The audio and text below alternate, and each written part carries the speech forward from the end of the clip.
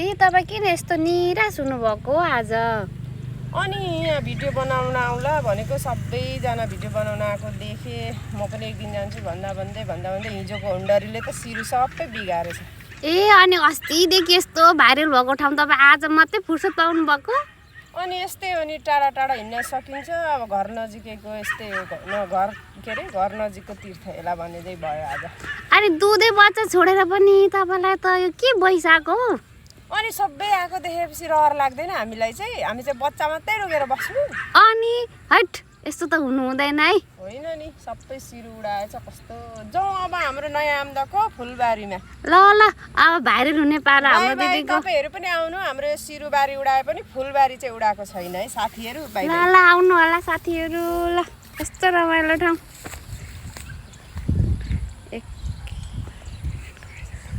कस्तो